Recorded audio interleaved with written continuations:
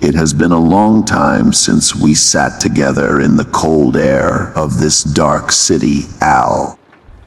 I was just looking at the people below and thinking about the 7 deadly sins that lead them astray. The world feels like one big bowl of bad choices that never seems to end for the poor souls down there. Do you ever feel like the darkness in these streets is actually growing faster than we can stop it? I spend most of my nights in the dirty alleys, and I see those sins every time someone steals a piece of bread. To me, it feels like people are just lost in a thick fog of their own making that they cannot escape. I see the pain in their eyes, but I also see the fire that keeps them fighting through the worst days. Tell me, Spirit, do you still believe that justice is enough to save a place that has been forgotten?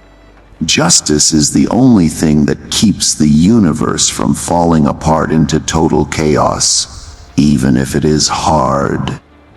I think pride is the worst thing I see, because it makes a man think he is his own God above the law. When a person is too proud, they stop listening to the truth and start hurting everyone around them for no reason.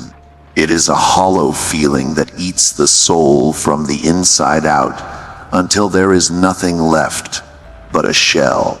Do you see a lot of that ego down there among the men who think they own these city blocks? I see it in every small time boss who thinks he is a king because he has a shiny gun and a loud voice.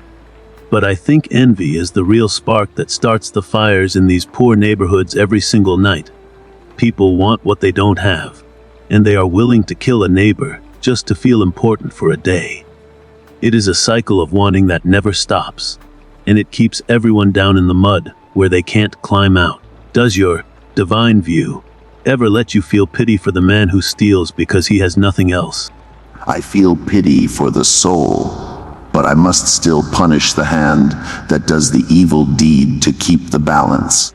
I also worry about the sin of sloth, which is the lazy choice to do nothing while your brother suffers in the street. Many people turn their backs on the cries of the weak because they are too tired or too scared to help. That silence is a sin all on its own, and it allows the monsters to grow bigger in the dark of the city. I try to wake them up, but some people are so deep in their own fog that they don't want to see. Then there is the sin of wrath, which is the heavy chain I have to carry every time I go into a fight. Anger turns a man into a wild animal who breaks things he can never fix once the morning sun comes up. It is a powerful tool, but it is also a poison that can turn a hero into a villain before he even knows it. I am a mirror of the truth, so I only show the wicked the darkness they have already created in themselves. But we must also talk about gluttony, which is not just about food, but about the hunger for more of everything. People are addicted to the more of power and drugs because they have a hole in their heart they cannot fill.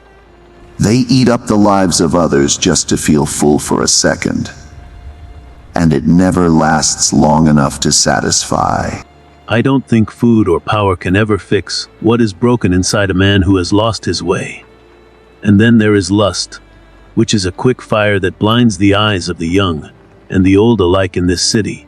They chase a feeling for one night and end up throwing away their honor and their families for a simple lie. It is a very short-term win that leads to a very long-term sadness that I see in the spirits of the lost. Why do humans value a moment of heat over a lifetime of peace and a steady heart? Because humans are fragile and they fear the quiet of the night, so they seek out any light they can find. We have talked about 6 of the sins, but greed is the one that ties the knots of this city the tightest. It is the desire to own the world and everyone in it that keeps the rich in power and the poor in chains. Greed turns a heart into a cold stone that does not beat for anyone, but itself and its own piles of gold. There are too many to count, from the high towers of glass to the dirty offices of the corrupt police. They all want a piece of the pie. And they don't care if they have to step on 1,000 heads to get it. It is a game where the rules are written in blood, and the prize is just more misery for everyone else. We cannot stop the tide, but we can make sure the shore does not wash away entirely tonight. Each soul we save from these sins is a small victory that makes the light of the world a little bit brighter. It is a slow and painful work, but it is the only work that matters in the grand design of the universe. I was born ready to hunt the monsters that think they can hide from the eyes of the dead. The 7 sins have had their fun today, but now it is our turn to show them the bill. I will start in the alleys, and you can take the rooftops, and we will meet where the sin is loudest. It is funny how a ghost and a corpse are the only ones left who care about being good in this town. Shall we go and show them that the shadows have teeth, and the spirit has a sword? We should start with the prideful man at the top of the tallest building in the city. He thinks his money and his status make him safe from the rules that the rest of us follow. I can hear his laughter as he signs away the homes of the poor to build another palace for himself. It is a cold kind of evil that needs a very bright light to burn it away for good. Do you think his soul is still worth saving? Or is it already too far gone into the dark?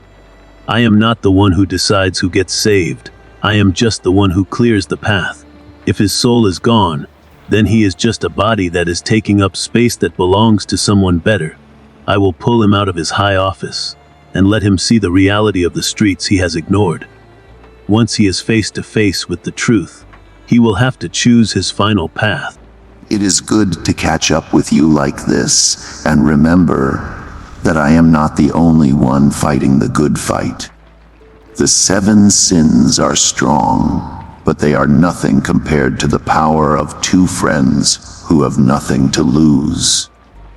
Let us go make some sinners wish they had stayed in bed and kept their hands to themselves today. The pride of the powerful will fall, and the wrath of the righteous will take its place for a moment in time. Let us go now and do the work that the living are too afraid or too lazy to finish themselves. The scale must be balanced tonight, and we are the only weights that the world has left.